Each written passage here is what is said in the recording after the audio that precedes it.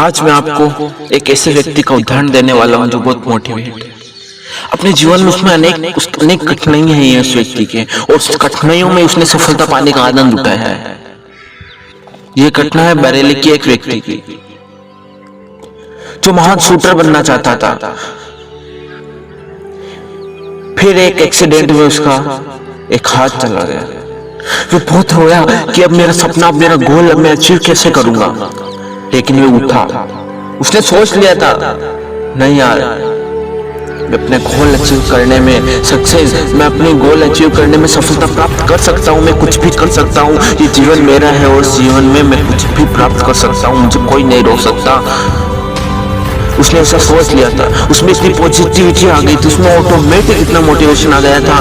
लेकिन वो रोया और वो वापस खड़ा हुआ और मेहनत की उसने। और ओलंपिक होने वाले थे।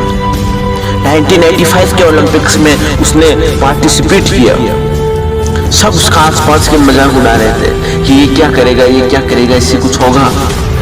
लेकिन उसने किसी की भी बात पे ध्यान नहीं दिया। जिस हाथ से शूट करता था वो हाथ उसका चला गया, लेकिन उसने किसी की भी बात पे ध्यान नहीं दिया। उसके पास ओनली फॉर वन हैंड बचा था। उसने उस पर फोकस किया और वो जितने भी वहां पर शूटर आए थे, ये सब सोच रहे थे इसका एक हाथ चला गया, अभी कैसे शूट करेगा। सब उसका मजाक उड़ा रहे थे। तो उसने एक बात की, मैं अपने ओनली हैंड से शूट करूंगा, अपने एक हाथ से शूट करूंगा। उस वक्त जीता कौन, आपको पता है उस वक्त कौन जीता? अफसोस, उस वक्त वह व्यक्ति हार गया। वह बहुत रोया। उसने सोचा कि यार मेरी प्रैक्टिस में बहुत कमी है अभी। फिर वापस वो खड़ा हुआ। वापस उसने सोचा कि यार नहीं, मेरा जन्म ही शूट करने के लिए हुआ है, मेरा जन्म ही शूटर बनने के लिए हुआ है, और मैं अपने जीवन में बहुत कुछ कर सकता हूँ, अपने जीवन में सक्सेसफुल बन सकता हूँ अगर मैंने ये ठान लिया तो।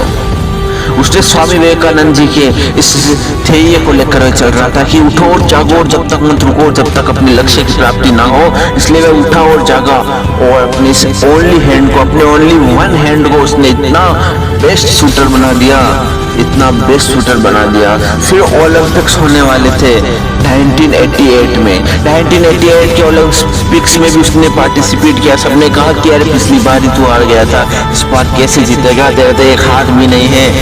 उसने कहा, तुम इस वक्त अपने बेस्ट हैंड से लड़, मैं अपने पास ओनली हैंड है, मेरे पास, मैं अपने ओनली हैंड से शूट करूंगा और तुम सबको जीत के बताऊंगा। उस वक्त सब अपने बेस्ट हैंड से शूट कर रहे थे। उसके पास वो अपना ओनली हैंड था, ओनली वन हैंड था उसके पास, जिससे वह शूट करने वाला था। उसने उस ओनली हैंड को अपना बेस्ट हैंड बना लिया, जिससे वह शूट करने वाला था। इस वक्त दुनिया के बेस्ट से बेस्ट शूटर आए हुए थे।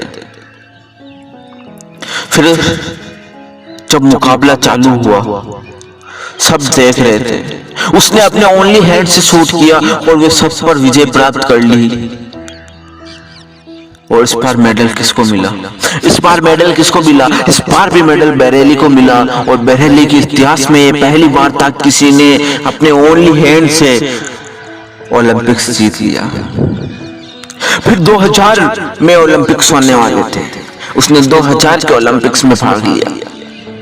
उस वक्त तक दुनिया की बेस्ट से बेस्ट शूटर आए हुए थे और जिनसे मुकाबला करना बहुत कठिन था। लेकिन उसने सोच लिया था कि कठिनाइयों में सफलता पाने का आनंद आता है। और वह उठा, वापस जागा और अपने लक्ष्य प्राप्ति के लिए रुका नहीं, और अपने हैंड को और बेस्ट किया। उसने और बेस्ट किया, बेस्ट से भी बेस्ट किया। उस वक्त दुनिया के बेस्ट से बेस्ट शूटर आए हुए थे। हर दुनिया के हर कोने से, अलग अलग जगह से शूटर आए थे। उस वक्त भी उन्होंने उसका मजाक बनाया, अरे तेरे तो हाथ ही नहीं है, तू क्या करेगा, तू तो अभी वापस लौट जा। तू उसे सहानुभूति दे। उसने कहा रुको जरा, जो तुम नहीं कर सकते हो वो मैं कर सकता हूँ, क्योंकि तुम्हारे पास तो अपने दोनों हाथ है। मेरे फोकस अपने ओनली फॉर एक हाथ पे रहेगा, और अपने एक हाथ से मैं आपको बेस्ट शूटर बन के बताऊंगा। पता है आपको उस वक्त मेडल कौन जीता? उस वक्त भी मेडल बरेली ही जीता। और बरेली ने साबित कर दिया था, उसने बरेली का नाम इतिहास के पन्नों में दर्ज करा दिया था। इतनी शक्ति कैसी है उसमें, इतनी शक्ति उसमें आत्मविश्वास से आई। और वो यह ओलंपिक भी जीत गया, और बरेली को इतिहास के पन्नों में अपना नाम दर्ज करवा लिया।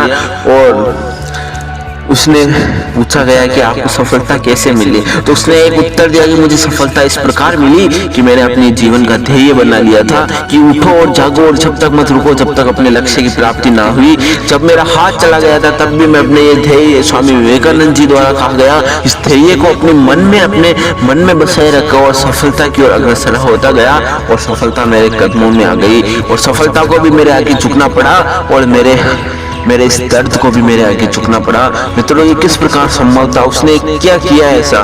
क्योंकि मित्रों, उसने ध्यान किया और ध्यान से उसने एकाग्रता पाई और जो काम कर रहा है उसने 100% उस काम को दिया।